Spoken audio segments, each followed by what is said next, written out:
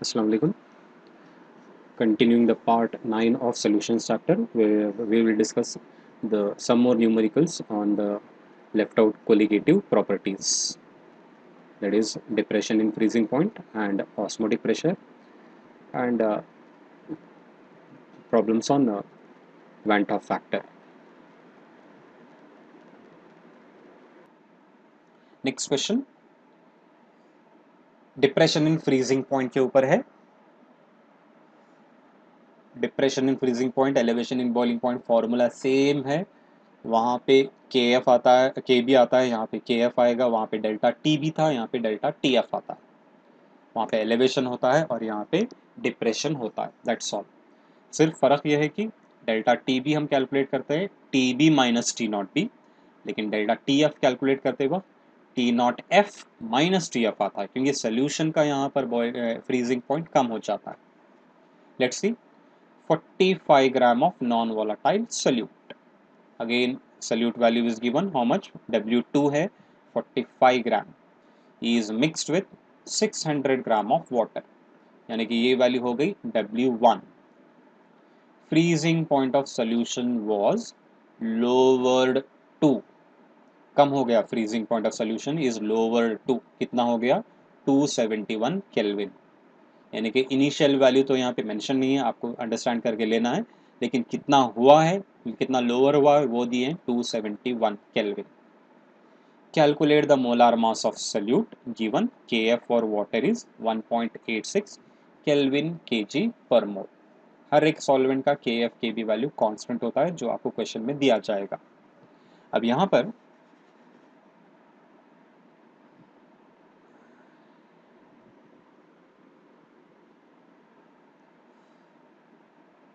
Solution का और solvent का अगर आप फ्रीजिंग पॉइंट चेक करते हैं, freezing point of solution was lowered to 271 kelvin. यानी कि सोल्यूशन का फ्रीजिंग पॉइंट 271 केल्विन हुआ.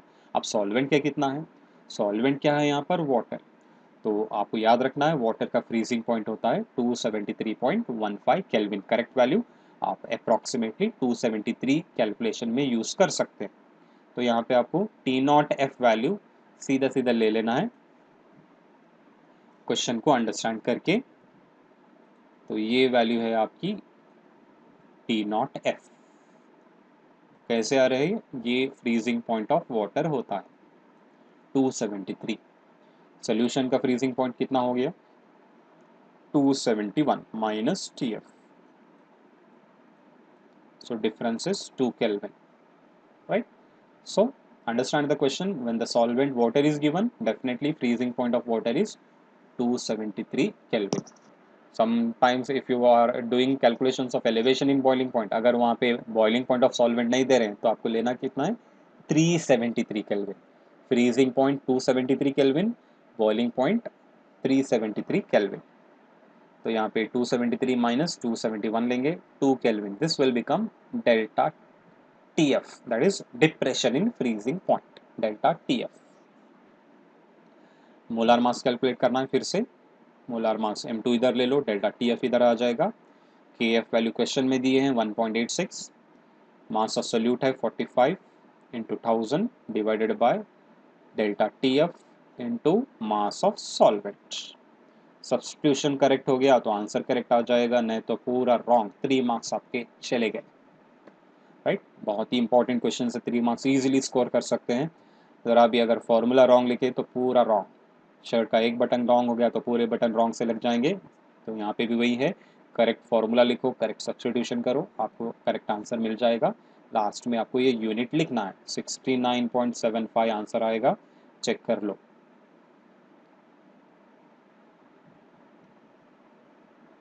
और एक question depression in freezing point पर ही. 1 gram of non-electrolyte solute.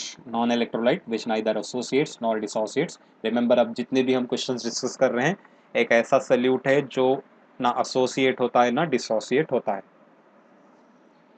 Dissolved in 50 gram of benzene. तो ये 1 ग्राम क्या हो गया? W2. 50 ग्राम ऑफ बेंजीन ये क्या हो गया? W1. lowered the freezing point of benzene by by by यहाँ पे करना है, क्योंकि डेल्टा टी एफ वैल्यू आपको ऑलरेडी दी गई है। Lower the freezing point of benzene by 0.4 kelvin. तो सॉल्वेंट सोल्यूशन का अलग अलग आपको फ्रीजिंग पॉइंट कंसिडर करने की ज़रूरत नहीं है। डायरेक्टली यहाँ पे आपको जो है फ्रीजिंग पॉइंट ऑफ सोल्यूशन और फ्रीजिंग पॉइंट ऑफ सॉल्वेंट का डिफरेंस दिया गया है, because they have given lower the freezing point of benzene by 0.4 kelvin. Directly आप डेल्टा टी एफ लेंगे 0.4 kelvin. Cryoscopic constant of benzene यानी कि मोलर डिप्रेशन कांस्टेंट यानी कि के एफ वैल्यू दिए हैं 5.12 kelvin KG per mole. Find the molar mass of solute. Right, formula लिख लो, डेल्टा टी एफ से लिखो या फिर M2 से लिखो। M2 कैलकुलेट करना है तो M2 यहाँ लिख के डेल्टा टी एफ यहाँ पे लिखो। के एफ की वैल्यू क्वेश्चन में है 5.12, W2 1 gram 1000 divided by 0.4 delta T F value है, और 50 क्या है, mass of solvent.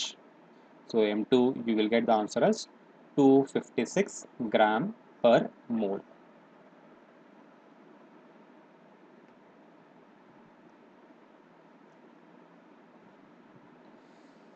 Next numerical, 45 gram of ethylene glycol, formula C2H6O2 is mixed with 600 gram of water.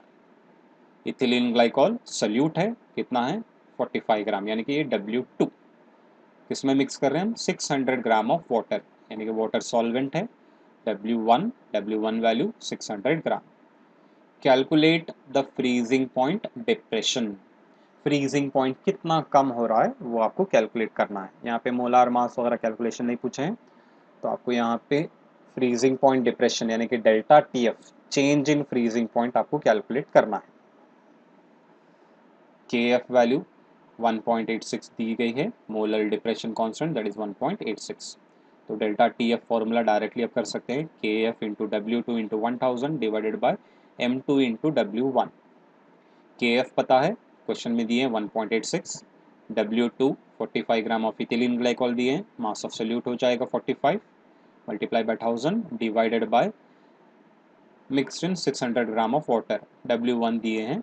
अब M2 की बात जब आती है तो फॉर्मूला दिया गया है, आप मोलिकुलर मास इसका कैलकुलेट कर सकते हैं, C2H6O2, कार्बन 2 है, 2 इंटू 12 प्लस हाइड्रोजन 6 है, 6 इंटू 1 प्लस ऑक्सीजन 2 है, 2 इंटू 16, कार्बन का एटॉमिक मास 12, हाइड्रोजन का 1, ऑक्सीजन का 16, 2 into 12 plus 6 into 1 plus 2 into 16, add up करो, आंसर आपको आएगा 62। You will get the answer as 62. So this is nothing but molecular mass, molar mass of ethylene glycol. तो पूरे values पता है, आपको आंसर आएगा 2.25 केल्विन, 2.25 केल्विन। इन केस अगर आपको सोल्यूशन का बॉइलिंग फ्रीजिंग पॉइंट यहाँ पे सपोज पूछ रहे हैं, सोल्यूशन का फ्रीजिंग पॉइंट पूछ रहे हैं, तो ये 2.25 क्या है, डिफरेंस मिल गया, यानी कि T naught F minus T F, ये वैल्यू आपको मिल गया है, दैट इज 2.25 केल्विन मिल गया। T naught F freezing point of solvent है, सॉल्वेंट क्या है वाटर, यानी कि ये होता है 273। टी एफ पता करना है तो आप ये रीअरेंज कर सकते हैं, टी एफ को इधर ले लो, 2.25 को इधर ले लो, 273 minus 2.25 that is equal to T F. Answer आएगा आपको फ्रीजिंग पॉइंट ऑफ सोल्यूशन और कम हो जाएगा सॉल्वेंट से, because depression in freezing point. Answer आएगा आपको कितना, 273 में से 2.25 अगर निकाल देंगे तो 270.75 रहेगा आपके पास। ये हो जाएगा सोल्यूशन का फ्रीजिंग पॉइंट, राइट। खैर ये तो पूछे नहीं है, फिर भी एक्स्ट्रा पार्ट है। अगर आपको जो है फ्रीजिंग पॉइंट ऑफ सोल्यूशन पूछ रहे हैं या सॉल्वेंट पूछ रहे हैं तो फाइनली आप डेल्टा टी एफ को स्प्लिट करके इस तरह लिख सकते हैं। अगर डेल्टा टी बी है तो T B minus T naught B लिखते हैं, डेल्टा टी एफ है तो T naught F minus T F लिखते हैं। सॉल्वेंट या सोल्यूशन किसी का भी आपको बॉइलिंग पॉइंट पूछें या फ्रीजिंग पॉइंट पूछें तो आपको ये डेल्टा टी एफ या डेल्टा टी बी को स्प्लिट करना है, यानी कि एक्सपांड करना है उसके एक्चुअल फॉर्म में, फाइनल माइनस इनिशियल फॉर्म में, राइट।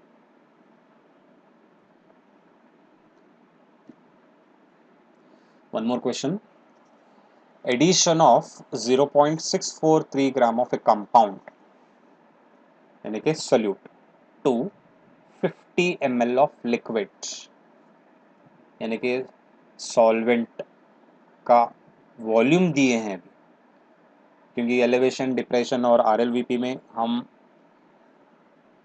वॉल्यूम कंसीडर नहीं करते हैं because they are all independent of volume, we consider their molalities. RLVP में मोल फ्रैक्शन आता है, एलिवेशन इन बॉइलिंग पॉइंट और डिप्रेशन इन फ्रीजिंग पॉइंट में मोलालिटी आता है। तो मोलालिटी के लिए हमको मास ऑफ सॉल्वेंट चाहिए, वॉल्यूम हम कंसीडर नहीं करते हैं। लेकिन इस क्वेश्चन में वॉल्यूम दिया गया है आपको 50 ml ऑफ लिक्विड, लेकिन साथ ही साथ डेंसिटी भी दिए हैं उसका 0.879 ग्राम पर ml।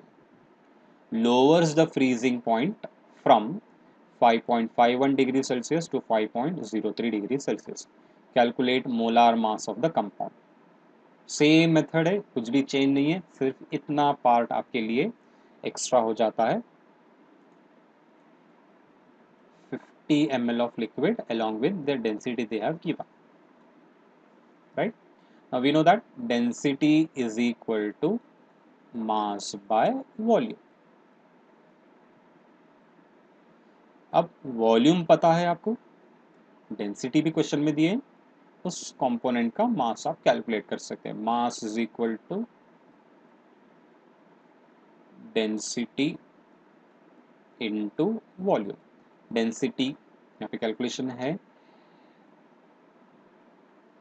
W1 यानी कि मास कैलकुलेट कर रहे हैं, डेंसिटी इतना है 0.879 और ये वॉल्यूम है 50 ml, तो मास उसका मिलेगा आपको 43.95 ग्राम।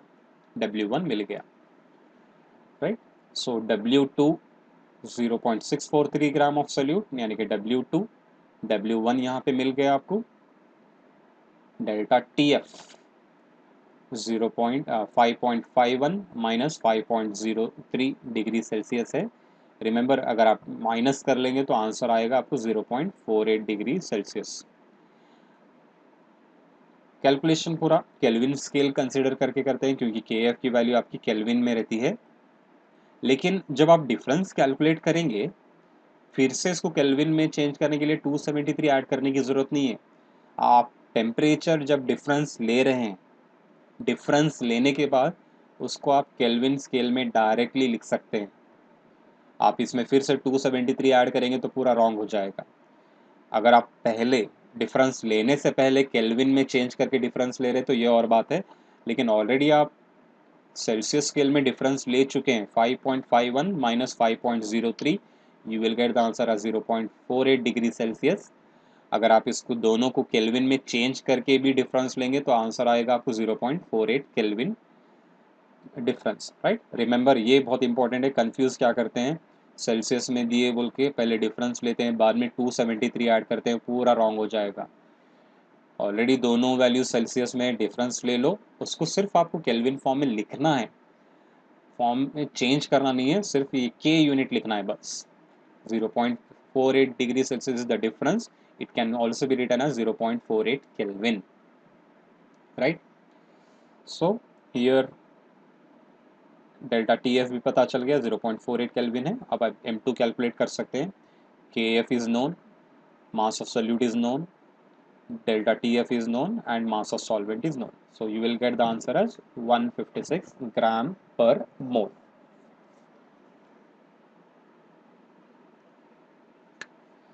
नेक्स्ट आते हैं, लास्ट कोलिगेटिव प्रॉपर्टी है ऑस्मोटिक प्रेशर पर। Osmotic pressure again very helpful for calculating molecular masses of macromolecules और polymers और biomolecules जिनका molecular masses बहुत ज़्यादा होते हैं। फॉर्मूला कैलकुलेट करने के लिए, मोलिकुलर मास कैलकुलेट करने के लिए है m is equal to W into R into T divided by pi into V. Mass of solute W, R gas constant है जो क्वेश्चन में आपको वैल्यू दिया जाएगा। Temperature will be in kelvin, pi osmotic pressure, R और osmotic pressure के unit same होना ज़रूरी है, and V is the volume in litre. Now 200 cm cube of an aqueous solution of protein, 200 cm cube यानी कि 200 ml of aqueous solution of protein contains, उस solution में protein कितना है 1.26 ग्राम। मास ऑफ प्रोटीन दिए हैं यानी कि ये मास ऑफ सोल्यूट हो जाएगा। 1.26 gram is nothing but mass of the protein. तो 1.26 ग्राम प्रोटीन कितने वॉल्यूम में है 200 ml। रिमेंबर ऑस्मोटिक प्रेशर एक ऐसी कोलिगेटिव प्रॉपर्टी है जो मोलारिटी के ऊपर डिपेंडेंट है, मोलार कॉन्सेंट्रेशन पे, इस वजह से यहाँ पे वॉल्यूम फैक्टर आ रहा है। सो 200 ml सोल्यूशन में 1.26 ग्राम प्रोटीन है। Osmotic pressure of such a solution at 300 Kelvin, temperature is given, is found to be 2.57 into 10 raised to minus 3 bar। ये पाई वैल्यू आपको दी गई है। Osmotic pressure of a solution at 300 Kelvin is found to be 2.57 into 10 raised to minus 3 bar। Calculate the molar mass of protein। Molecular mass, molar mass of protein calculate करना है। Are value दिए हैं 0.083 litre बार पर kelvin पर मोल। अब यहाँ पे are value दिए हैं 0.083 लीटर बार पर केल्विन पर मोल। अगर सपोज ये एटमॉस्फेयर देते तो आप आर वैल्यू देते हैं क्वेश्चन में, अगर नहीं भी दिए तो आपको लेना है 0.0821 लीटर एटमॉस्फेयर पर केल्विन पर मोल, राइट। तो ऑस्मोटिक प्रेशर का यूनिट जो रहेगा आर का वैल्यू भी वही आपको लेना है। ये भी ऑलरेडी आपको क्वेश्चन में दिया जाएगा। इन केस नहीं दिए तो याद रखो बार फॉर्म में रहे जब 0.083, एटमॉस्फेयर अगर दे रहे हैं तो 0.0821, राइट। सो W यानी कि मास ऑफ सोल्यूट 1.26, टेम्परेचर दिए हैं 300 kelvin, osmotic pressure pi 2.57 into 10 raise to minus 3 bar, volume 200 cm cube यानी कि 200 ml। हमको यहाँ पर ml में नहीं चाहिए, लीटर में चाहिए, तो लीटर में आप कन्वर्ट करेंगे। कन्वर्ट करने के लिए simply divide by 1000, 200 divided by 1000 करो, आंसर आएगा आपका 0.2 लीटर। या फिर जो भी वैल्यू है 3 डेसिमल पीछे आ जाओ। अब 200 मतलब डेसिमल पॉइंट यहाँ कंसिडर करते हैं हम, 1 2 3, 3 डेसिमल पीछे आ जाओ, आपका ml वॉल्यूम मिलीलीटर्स में लीटर्स में कन्वर्ट हो जाएगा 0.2 लीटर। तो अब ये वैल्यू सब्सटीट्यूट कर दो, W into R into T divided by pi V, formula लिखो, substitute the values, W is 1.26, R value 0.083, temperature 300, pi value 2.57 into 10 raised to minus 3 into 0.2। Answer calculate करने के बाद मिलेगा 61,038 gram per mole. Very high, very large molecular mass, means this is because we are applying this for measuring the molar masses of protein। proteins are macromolecules, इस वजह से इनका osmotic pressure value भी measurable रहता है। अगर यही proteins को आप इनका मोलिकुलर मास एलिवेशन या डिप्रेशन मेथड से मेजर करेंगे, डेल्टा टी एफ और डेल्टा टी बी की वैल्यू बहुत ही नेग्लिजिबल मिलेगी, बहुत ही डेसिमल्स रहेंगे, एक्सपोनेंशियल फॉर्म में आएगा जो मेजर नहीं कर पाएंगे आप प्रैक्टिकली। तो ये ऑस्मोटिक प्रेशर आप मेजर कर सकते हैं सूटेबल डिवाइस से। इस वजह से ये मेथड हम अप्लाई करते हैं खासकर मैक्रोमोलिक्यूल्स या बायोमोलिक्यूल्स या पॉलीमर्स का मोलार मास मेजर करने के लिए। One more question on osmotic pressure. 0.1 gram of protein was dissolved in water. ये सॉल्यूट हो गया कितना 0.1 ग्राम यानी कि W की value dissolved in water and the solution is made up to 0.1 litre. तो टोटल सोल्यूशन का वॉल्यूम कितना बना रहे हैं 0.1 लीटर। अब क्वेश्चन में ऑलरेडी वॉल्यूम आपको लीटर फॉर्म में दिए हैं and the solution is made up to 0.1 litre, right. तो आपको यहाँ पे फिर से यूनिट चेंज करने की जरूरत नहीं है, directly it is given V value is 0.1 litre. If the solution has an osmotic pressure of 0.0175 atmosphere, pi value is given now in atmospheric form, at 25 degrees Celsius, what is the molar mass of protein? Given R is equal to, जब ये atmosphere में दिए हैं तो R value आपको लेना है 0.0821 litre atmosphere पर मोल पर केल्विन। नोट कर लो क्या क्या दिए हैं। मास दिए हैं 0.1 ग्राम, टेम्परेचर केल्विन स्केल में चाहिए, यहाँ पे दिए हैं 25 डिग्री सेल्सियस। अब यहाँ पे डिफरेंस लेना नहीं है, डायरेक्टली यही टेम्परेचर लेना है। 25 डिग्री सेल्सियस केल्विन स्केल में होता है, प्लस 273 कर दो, 298 केल्विन हो जाएगा।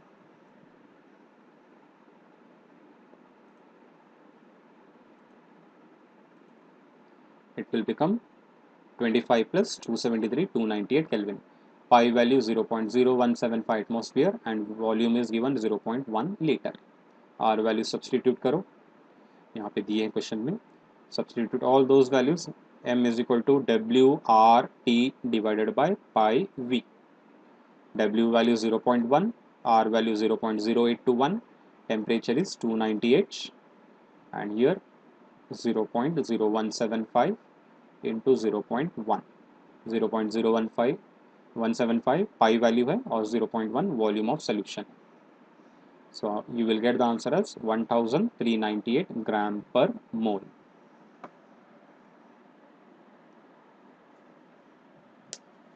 Next numerical, 4% of solution of non-volatile solute is isotonic with 0.702% of urea solution.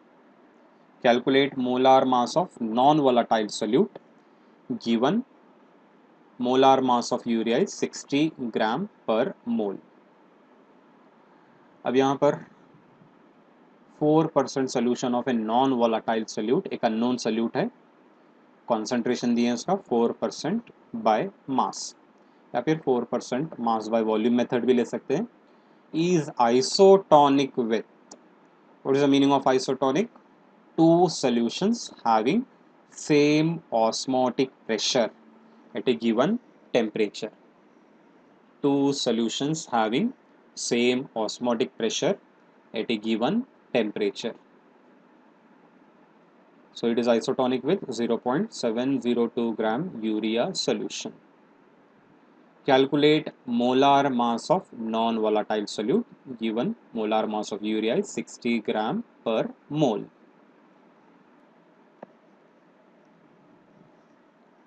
So mass of urea 0.702% दिए हैं, इसका मतलब इसको आप मास बाय वॉल्यूम परसेंटेज भी अगर लेंगे तो 0.72 gram of urea is present in 100 ml of solution, यानी कि W बाय M लेंगे, mass of solute divided by volume of solution लेंगे, W by V 0.0702 gram urea लेंगे और सोल्यूशन का वॉल्यूम कितना लेंगे हम 100 ml।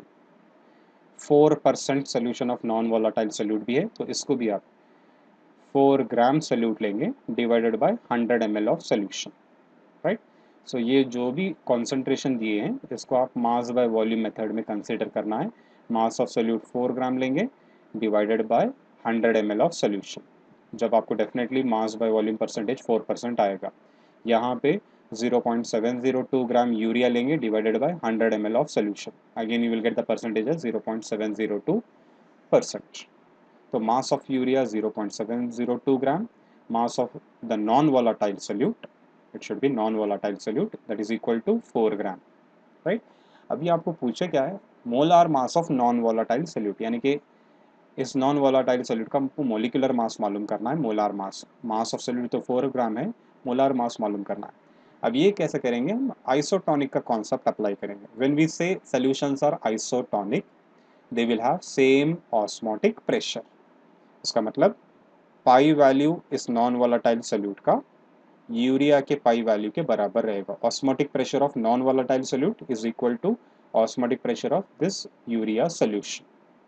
पाई का formula WRT by M into V, यहाँ पे भी same WRT by M into V. अब यहाँ पे R कांस्टेंट है,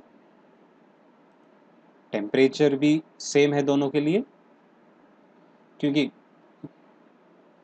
when they are isotonic definitely they will have same concentration and at a given temperature. तो टेम्परेचर और ये गैस कांस्टेंट कैंसिल हो जाएंगे।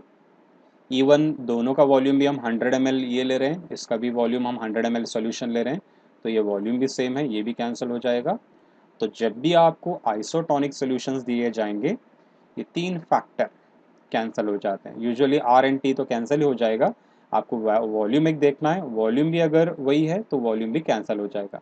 तो बचता है आपके पास W/m moles of non volatile solute and the moles of urea, right. So W value non volatile solute का 4 ग्राम दिए हैं, आपको मोलार मास उसका कैलकुलेट करना है।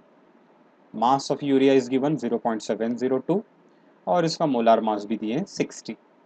रीअरेंज करो, m इज इक्वल टू क्या हो जाएगा 60 into 4 when you cross multiply or rearrange like this, so m will come here, 60 will go here, 60 into 4 is 240 और divided by 0.702, so answer आएगा आपको 341.88, approximately it is 342 gram, that is gram per mole or gram. This is the molar mass of the non volatile solute. तो जब भी isotonic based questions आएंगे तो इस तरह आप सॉल्व करेंगे। खासकर ये नीट या सीईटी में क्वेश्चंस आते हैं, they will give you this solution is isotonic with this, what is a molar mass. तो आप ये सीधा सीधा directly W/m equal to W/m लेके जो भी W वैल्यूज़ है और m वैल्यूज़ है दूसरे कंपोनेंट के सब्सटीट्यूट करके मोलार मास कैलकुलेट कर सकते हैं।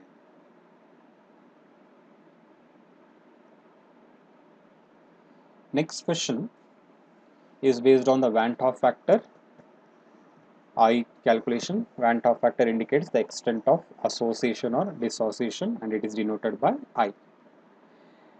Now here 0.6 ml of acetic acid having density 1.006 gram per ml is dissolved in 1 liter of water. The depression in freezing point observed for this strength of acid was 0.0205 degree Celsius. Calculate Van 't Hoff factor of acid. यहाँ पे आपको I value calculate करना है। Calculate Van 't Hoff factor I, you have to calculate the value of I। इसके लिए दिए क्या है यहाँ पर, the depression in freezing point observed, यानी कि थ्योरेटिकल वैल्यू जो आ रहा है वो कितना आ रहा है 0.0205। अब देखते हैं यहाँ पे कैलकुलेशन में कितना आता है, क्योंकि Van 't Hoff factor I calculate करने के लिए observed colligative property divided by calculated colligative property. So observed freezing point divided by calculated freezing point. Now acetic acid जब water में dissolve करते हैं तो ये ionize होता है, it will be undergoing ionization. अगर यही acetic acid अगर आप बेंजीन में dissolve करेंगे तो वो dimerize हो जाएगा। अब यहाँ पे डिजोल्व करें वाटर में डेफिनेटली आयोनाइज हो जाएगा और आयोनाइजेशन के बाद आई का वैल्यू जो होता है ग्रेटर देन 1 आता है, it will be greater than 1, and when it is associating dimerizing or trimerizing, that time I value will be less than 1, और कुछ भी एसोसिएशन नहीं और या डिसोसिएशन नहीं होता है तो I value will be equal to 1। अब यहाँ पे I कैलकुलेट करने के लिए ये तो वैल्यू ऑब्जर्व फ्रीजिंग पॉइंट आपको क्वेश्चन में दिया गया है, अब कैलकुलेट करके देखना है ये वैल्यूज़ के बेसिस पे, जो वैल्यूज़ हमको दिए गए हैं उसके बेसिस पे आपको कैलकुलेट करके देखना है प्रैक्टिकल वैल्यू क्या आता है। चेक करने के बाद आपको पता चलेगा कि I वैल्यू ग्रेटर देन 1 है या लेस देन 1 है और इक्वल टू 1। उसके लिए चाहिए आपको डेल्टा TF कैलकुलेट करना है। डेल्टा TF कैलकुलेट करने के लिए formula KF into M, KF molar depression constant and M is the molality. हम ये फॉर्मूला भी यूज़ करते हैं जो कॉमनली हम मोलालिटी का डायरेक्ट रिप्लेसमेंट रखते हैं, delta TF is equal to KF into W2 into 1000 divided by M2 into W1। ये फॉर्मूला भी यूज़ कर सकते हैं हम। अब जैसे कि KF 1.86 है, अभी आप W2 into 1000 divided by M2 into W1, यानी कि ये मोलालिटी का ही फॉर्मूला है। मोलालिटी सेपरेट कैलकुलेट करके भी सब्सटीट्यूट कर सकते हैं यहाँ पर, या फिर यहीं पे ये फॉर्मूला लिख के भी आप सब्सटीट्यूट कर सकते हैं। W2 चाहिए, यानी कि मास ऑफ सोल्यूट चाहिए। मास of solute 0.6 ml of acetic acid दिए, यानी कि वॉल्यूम दिए हैं, मास नहीं दिए हैं। तो फिर से डेंसिटी के साथ दिए हैं तो आप मास कैलकुलेट कर सकते हैं, because density is equal to mass by volume. Mass is equal to density into volume. तो डेंसिटी 1.06 है, ये 1.06, मास वॉल्यूम जो है 0.6 ml है, तो 0.6, तो ये दोनों मल्टीप्लाई करके आपको जो है मास मिल जाएगा 0.6 इंटू 1.06।